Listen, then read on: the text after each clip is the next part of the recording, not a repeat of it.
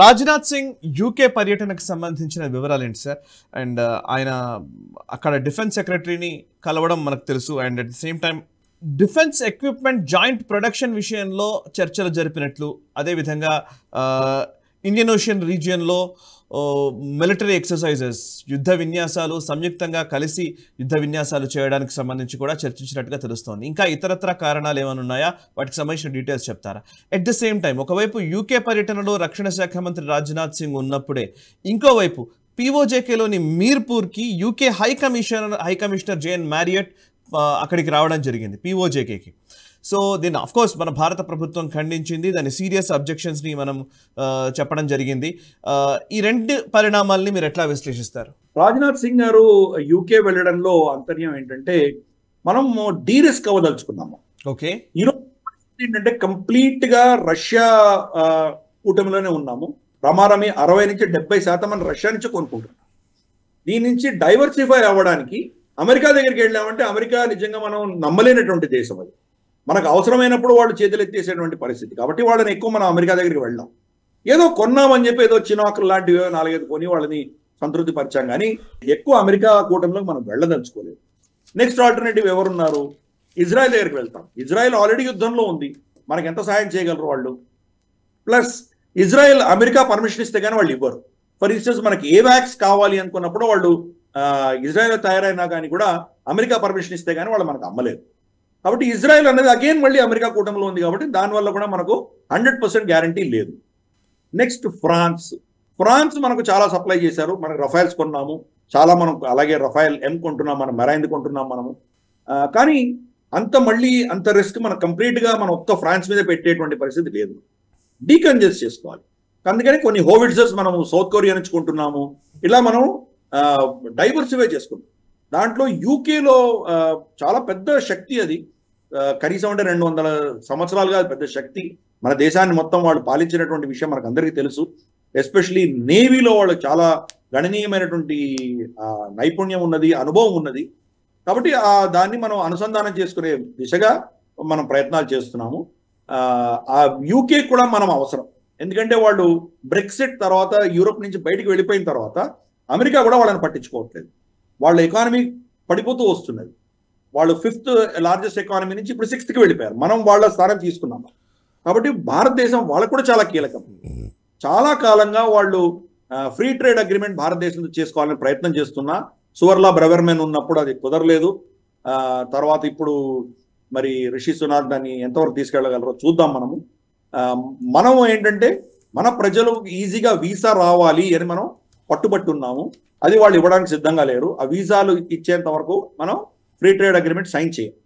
కానీ ఇంత లోపల కొన్ని అంశాల్లో డిఫెన్స్ రంగంలో కోఆపరేషన్ చేసుకోవడంలో తప్పులేదని చెప్పి రాజ్నాథ్ సింగ్ అక్కడ వెళ్ళడము, అలాగే వాళ్ళ టెక్నాలజీని ఇద్దరు కలిసి భారతదేశంలో కో ప్రొడక్షన్ చేయడం, అంటే మేడ్ ఇన్ ఇండియా, ఇక్కడ వచ్చేసి మేక్ ఇన్ ఇండియా అందాం పోని, దాన్ని ఇక్కడ వచ్చి అసెంబ్లీ చేయడము, వాళ్ళ టెక్నాలజీ వాడుకొని మనం ఇక్కడ మ్యానుఫ్యాక్చర్ చేయడం లాంటివి భారతదేశంలో చేసేదానికి మనం ఒప్పందాలు కుదుర్చుకుంటున్నాం. అంతేకాదు యుద్ధ విన్యాసాలు చేయడానికి కూడా మనం వాళ్ళని పిలుస్తున్నాం. ఎందుకంటే మనం ఎంత మందితోటి యుద్ధ విన్యాసాలు చేస్తామో అంత మనకు కెపాసిటీ పెరుగుతుంది, మనకు నాలెడ్జ్ పెరుగుతుంది. మనం రేపటి రోజు నిజంగా యుద్ధం అంటూ జరిగితే కనుక ఎన్ని దేశాలతో అనుసంధానం చేసుకోవచ్చు, ఎన్ని దేశాల అనుభవాన్ని మనం ఆకలింపు చేసుకొని మనం మన శత్రువులను ఎదుర్కోవచ్చు అన్నది మనకు లాభసాటిది. కాబట్టి మనం ఎన్నో దేశాలతోటి, కనీసం అంటే ఒక 30-40 దేశాలతోటి మనం యుద్ధ విన్యాసాలు చేస్తున్నాము. ఏదో నేవీ కావచ్చు, ఎయిర్ ఫోర్స్ కావచ్చు, ఆర్మీ కావచ్చు, చాలా యుద్ధ విన్యాసాలు చేస్తున్నాము. అదే పంతాలో మనం యూకేని కూడా ఇన్వైట్ చేయడం జరిగింది.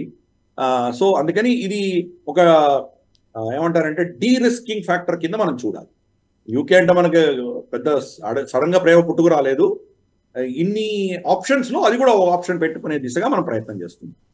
రెండవది, జేన్ మ్యారియట్ వాళ్ళ యూకే హై కమిషనర్ ఎవరైతే మన దీంట్లో పాకిస్తాన్లో ఉన్నటువంటి యూకే హై కమిషనర్, ఆవిడ మీర్పూర్కి వెళ్ళడం జరిగింది.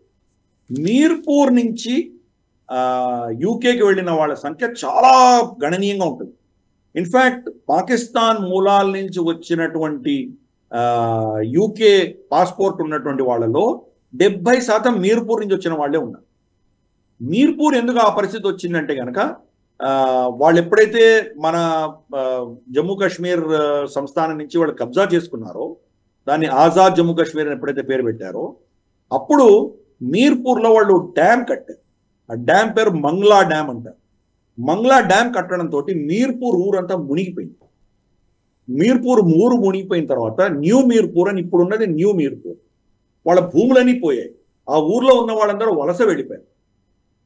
అప్పుడు పంజాబ్లో అంటే ఇస్లామాబాదు, రావల్పిండి, లాహోర్ ఈ ప్రాంతంలో ఉన్నటువంటి భూములన్నీ కూడా పంజాబీలు చాలా పెద్ద రేట్లు చెప్పి వీళ్ళకి అమ్మారు, ఈ మీర్పూర్లకు అమ్మారు.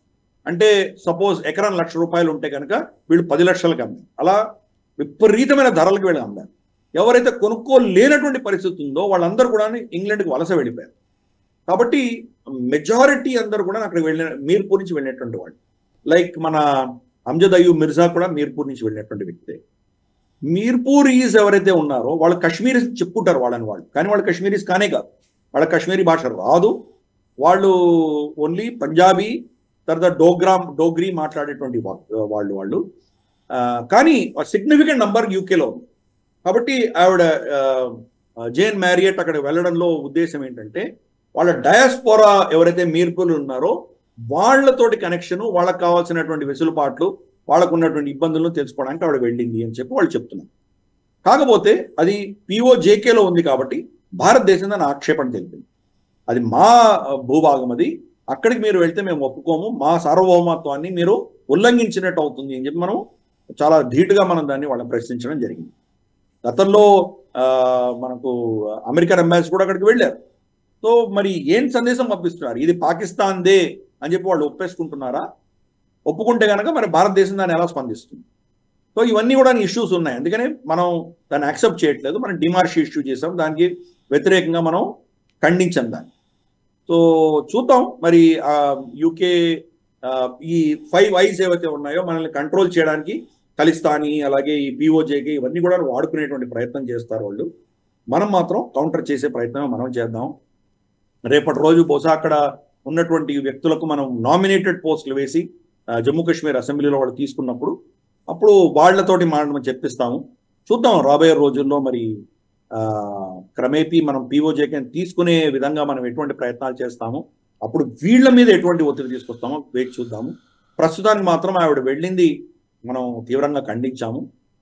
అంతకుమించి ప్రస్తుతానికి మనం చేయగలిగింది ఏం లేదు కదా. But yes, we are not going to keep quiet. దీన్ని ముందుకు తీసుకువెళ్ళడం మాత్రం ఖాయం.